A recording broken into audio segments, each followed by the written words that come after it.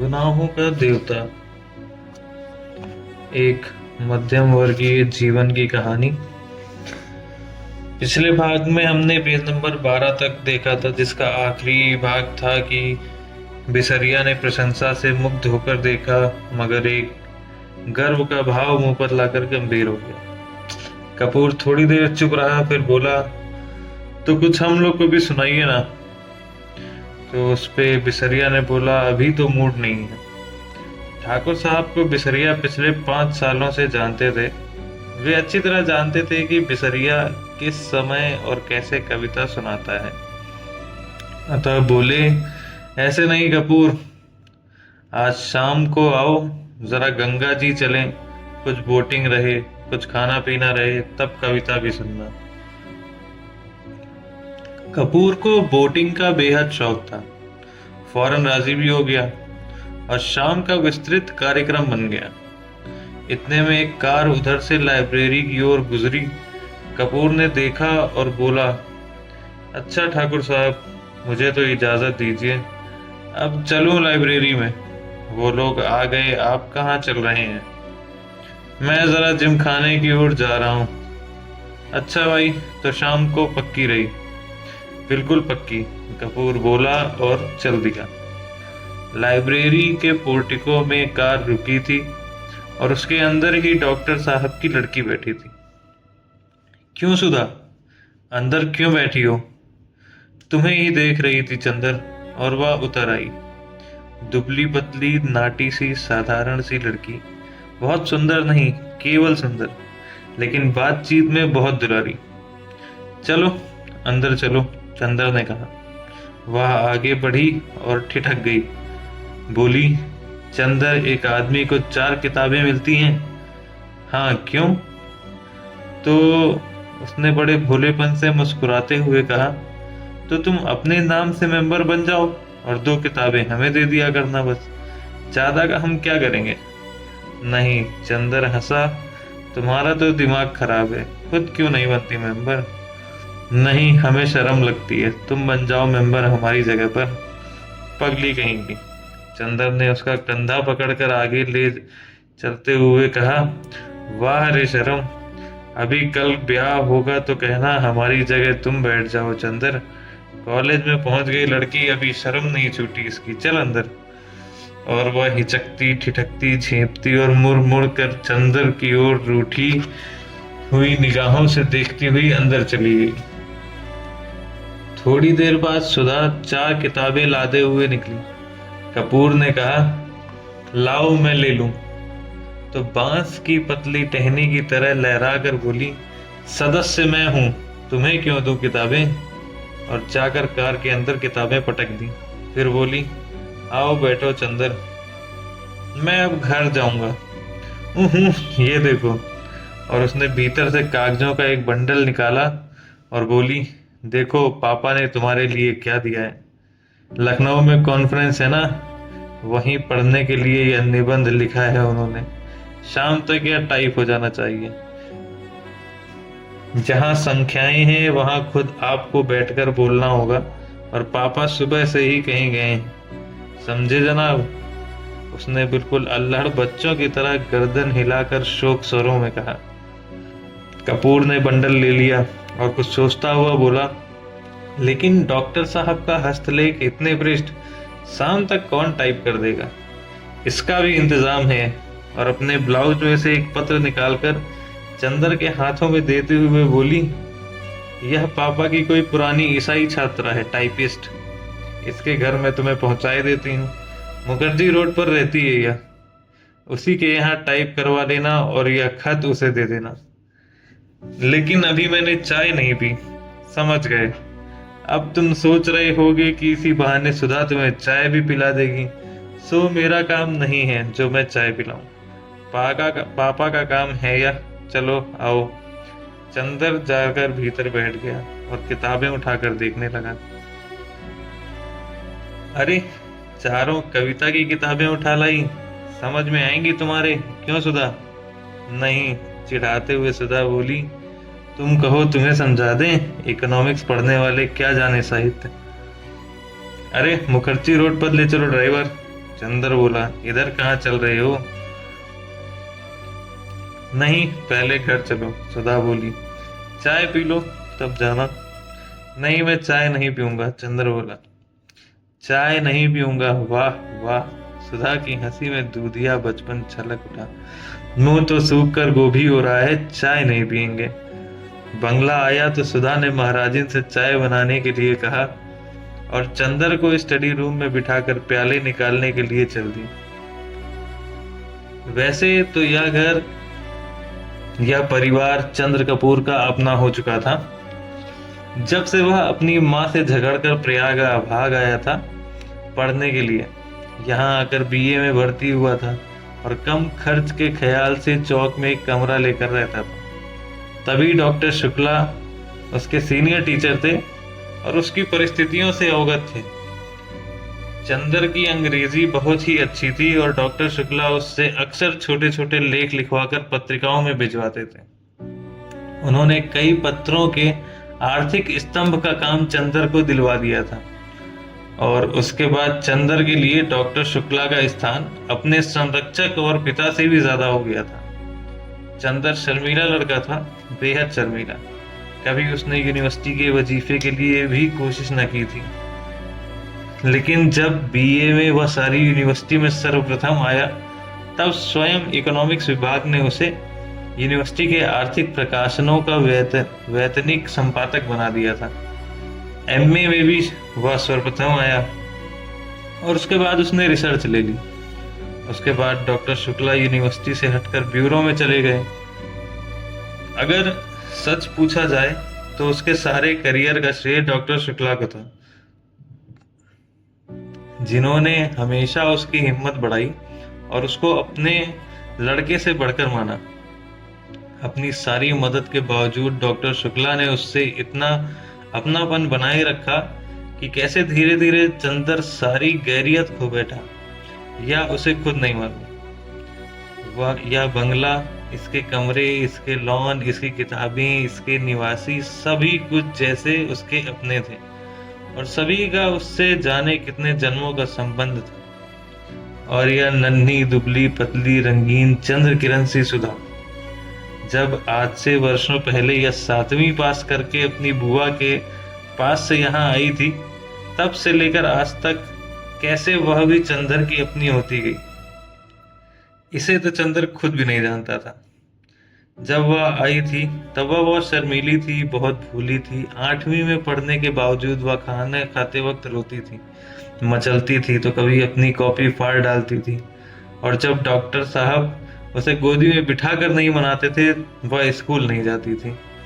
3 वर्ष की अवस्था में ही उसकी माँ चल बसी थी और 10 साल तक वह अपनी बुआ के पास एक गांव में रही थी। अब 13 वर्ष की होने पर गांव वालों ने उसकी शादी पर जोर देना और शादी न होने पर गांव की औरतों ने हाथ नचाना और मुंह मटकाना शुरू किया। तो डॉक्टर साहब ने उसे इलाहाबाद बुलाकर 8वीं में भर्ती करा दिया। जब वह आई तो आधी जंगली थी। तरकारी में घी कम होने पर वह महाराजन का चौका जूठा कर देती थी और रात में फूल तोड़कर न लाने पर अक्सर उसने माली को दांत भी काट खाया था। चंदर से वह जरूर बेहद डरती थी, पर जाने क्यों चंदर भी उससे कुछ नहीं बोलता था। लेकिन जब 2 साल तक उसके ये उपद्रव जारी रहे और अक्सर डॉक्टर साहब गुस्से के मारे उससे ना साथ खिलाते थे ना उससे बोलते थे, तो वह रो रो कर और सिर पटक कर अपनी जान आधी कर देती थी। तब अक्सर चंदर ने पिता और पुत्री का समझौता कराया था। अक्सर सुधा को डांटा था, समझाया था, और सुधा घर भर से अल्लड़ पुरवाई और विद्रोही झोंके की तरह तोड़ फोड़ मचाती रहने वाली सुधा चंदर की आंख के इशारे पर सुबह की नसीम की तरह शांत हो जाती थी। कब और क्यों उसने चंदर के इशारों पर यह मौन अनुशासन स्वीकार कर लिया था, उसे यह खुद नहीं मालूम था। और यह सभी कुछ इतने स्वाभाविक ढंग से इतना अपने आप होता गया कि दोनों में से कोई भी इस प्रक्रिया से वाकिफ नहीं था, कोई भी इसके प्रति जागरूक न था। दोनों का एक दूसरे के प्रति अधिकार और आकर्षण इतना स्वाभाविक था जैसे शरद की पवित्रता या सुबह की रोशनी। और मजा तो यह था कि चंदर की शक्ल देखकर छिप जाने वाली सुधा इतनी ढीठ हो गई थी कि उसका सारा विद्रोह, सारी झुंझलाहट, मिजाज की सारी तेजी, सारा तीखापन और सारा लड़ाई झगड़ा सभी की तरफ से हटकर चंदर की ओर केंद्रित हो गया था। वह विद्रोहिनी अब शांत हो गई थी, इतनी शांत, इतनी सुशील, इतनी विनम्र, इतनी मिष्ट भाषिणी कि सभी को देखकर ताज्जुब होता था। लेकिन चंदर को देखकर जैसे उसका बचपन फिर लौट आता था। और जब वह चंदर को खिंचाकर छेड़कर लड़ नहीं लेती थी, उसे चैन नहीं पड़ता था। अक्सर दोनों में अनबोला रहता था, लेकिन जब 2 दिन तक दोनों मुंह फुलाए रहते थे और डॉक्टर साहब के लौटने पर सुधा उत्साह से उनको ब्यूरो का हाल नहीं पूछती थी और खाते वक्त दुलार नहीं दिखाती थी, तो डॉक्टर साहब फौरन पूछते थे, क्या चंदर से लड़ाई हो गई क्या? फिर वह मुंह फुलाकर शिकायत करती थी। और शिकायतें भी क्या क्या होती थी। चंदर ने उसकी हेड मिस्ट्रेस का नाम एलिफेंटा, श्रीमती हथिनी रखा था। या चंदर ने उसको डिबेट के भाषण के पॉइंट नहीं बताए। या चंदर कहता है कि सुधा की सखियां कोयला बेचती हैं, और जब डॉक्टर साहब कहते हैं कि वह चंदर को डांट देंगे तो वह खुशी से फूल उठती और चंदर के आने पर आंखें नचाती हुई चिढ़ाती थी, कहो कैसे डांट पड़ी। वैसे सुधा अपने घर की पुरखिन थी। किस मौसम में कौन सी तरकारी पापा को माफिक पड़ती है, बाजार में चीजों का क्या भाव है, नौकर चोरी तो नहीं करता, पापा कितने सोसाइटियों के मेंबर हैं, चंदर के इकोनॉमिक्स में कोर्स में क्या है, यह सभी उसे मालूम था। मोटर या बिजली बिगड़ जाने पर वह थोड़ी बहुत इंजीनियरिंग भी कर लेती थी। और मातृत्व का अंश तो उसमें इतना था कि हर नौकर और नौकरानी उससे अपना दुख सुख कह लेते थे। पढ़ाई के साथ साथ घर का सारा कामकाज करते हुए उसका स्वास्थ्य भी कुछ बिगड़ गया था और अपनी उम्र के हिसाब से कुछ अधिक शांत, संयम, गंभीर और बुजुर्ग थी। मगर पापा अपने और चंदर, इन दोनों के सामने हमेशा उसका बचपन इठलाने लगता था। दोनों के सामने उसका हृदय उन्मुक्त था और स्नेह बाधाहीन। लेकिन हाँ, एक बात थी, उसे जितना स्नेह और स्नेह भरी फटकारें और स्वास्थ्य के प्रति चिंता अपने पापा से मिलती थी, वह सब बड़े निस्वार्थ भाव से वह चंदर को दे डालती थी। खाने पीने की जितनी परिवाह वह उसके पापा उसकी रखते थे, न खाने पर या काम करने पर उसे जितने दुलार से फटकारते थे, उतना ही ख्याल वह चंदर का रखती थी। और स्वास्थ्य के लिए जो उपदेश पापा से मिलते थे, उसे और भी स्नेह में पाक कर वह चंदर को दे डालती थी। चंदर कै बजे खाता है, यहाँ से जाकर घर पर कितनी देर पड़ता है, रात को सोते वक्त दूध पीता है या नहीं, इन सब का लोखा जोखा उसे सुधा को देना पड़ता था। और जब कभी उसके खाने पीने में कोई कमी रह जाती थी तो सुधा की डांट खानी ही पड़ती थी। पापा के लिए सुधा अभी बच्ची थी और स्वास्थ्य के मामले में सुधा के लिए चंदर अभी बच्चा था। और कभी कभी तो सुधा की स्वास्थ्य चिंता इतनी ज्यादा हो जाती थी कि चंदर बेचारा जो खुद तंदुरुस्त था घबरा उठता था। एक बार सुधा ने कमाल कर दिया। उसकी तबीयत खराब हुई और डॉक्टर ने उसे लड़कियों का एक टॉनिक पीने के लिए बताया। इम्तिहान में जब चंदर का कुछ दुबला पतला सा हो गया तो सुधा अपनी बची हुई दवाई ले आई और ताकि चंदर से जिद करने भी इसको पियो। जब चंदर ने किसी अखबार में उसका विज्ञापन दिखाकर बताया कि लड़कियों के लिए है, तब कहीं वह जाकर उसकी जान बची। इसीलिए जब आज सुधा ने चाय के लिए कहा तो उसकी रूह कांप गई, क्योंकि जब कभी सुधा चाय बनाती थी तो प्याले के मुंह तक दूध भरकर उसमें 2-3 चम्मच चाय का पानी डाल देती थी। और अगर उसने ज्यादा स्ट्रांग चाय की मांग की तो उसे खाली दूध पीना पड़ता था, और चाय के साथ फल और मेवा और खुदा जाने क्या क्या।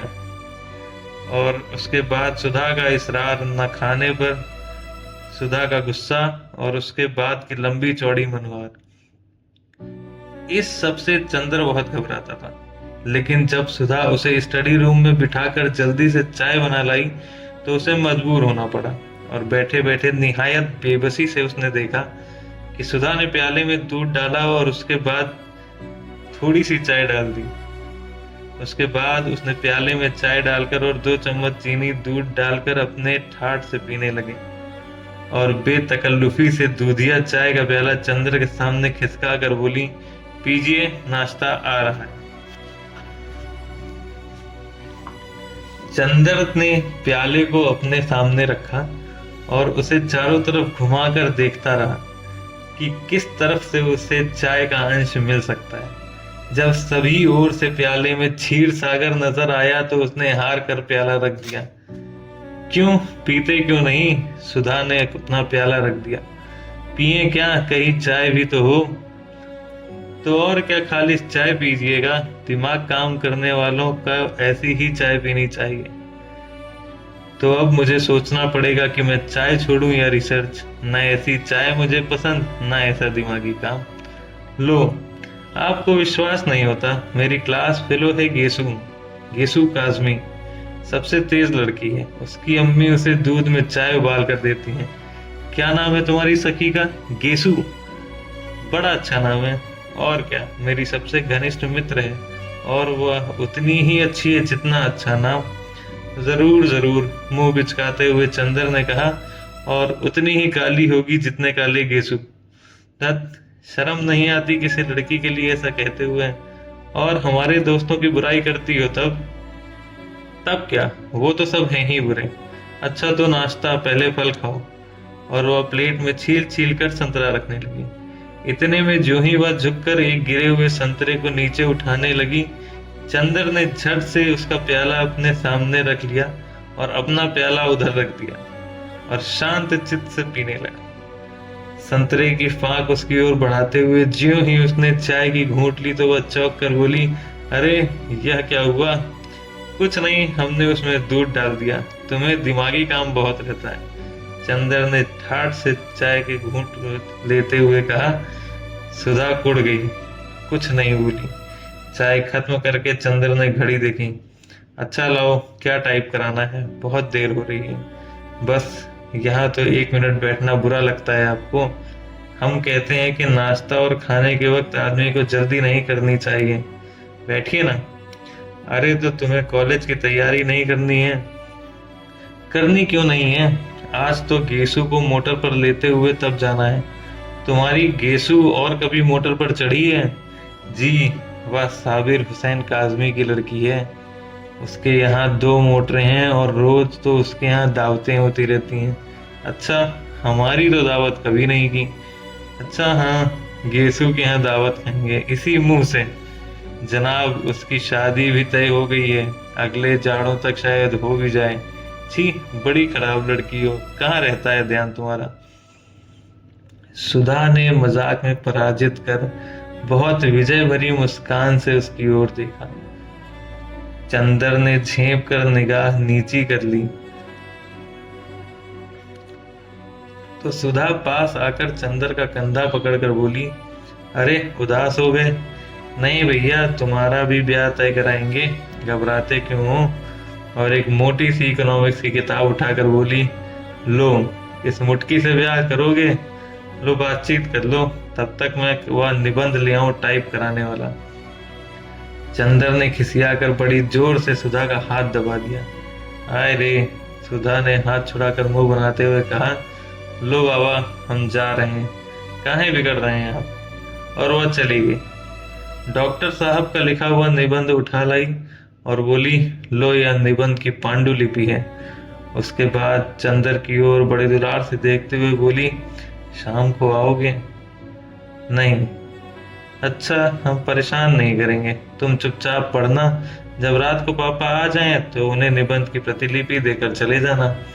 नहीं, आज शाम को मेरी दावत है ठाकुर साहब के यहाँ, तो उसके बाद आ जाना। और देखो, अब फरवरी आ गई है, मास्टर ढूंढ दो मैं। नहीं, ये सब झूठी बात है, हम कल सुबह आएंगे। अच्छा, तो सुबह जल्दी आना और देखो, मास्टर लाना मत भूलना। ड्राइवर तुम्हें मुखर्जी रोड पर पहुंचा देगा। वह कार में बैठ गया और कार स्टार्ट हो गई। फिर सुधा ने पुकारा और वह फिर उतरा। सुधा बोली, लो, यह लिफाफा तो भूल ही गए थे, पापा ने लिख दिया है, उसे दे देना। अच्छा, कहकर चंद्र फिर चला कि सुधा ने पुकारा, सुनो, एक बार में क्यों नहीं कह देती सब? चंद्र ने झल्ला कर कहा, अरे बड़ी गंभीर बात है। देखो, वहां कुछ ऐसी वैसी बात मत कहना लड़की से, वरना उसके यहाँ दो बड़े बड़े बुलडॉग हैं। कहकर उसने गाल फुलाकर आंख फैलाकर ऐसी बुलडॉग की भंगिमा बनाई कि चंद्र हंस पड़ा, सुधा भी हंस पड़ी। ऐसी थी सुधा और ऐसा था चंद्र। और अगले भाग में हम पेज नंबर 20 से चालू करेंगे। पेज नंबर 19 तक पूरा हो चुका है।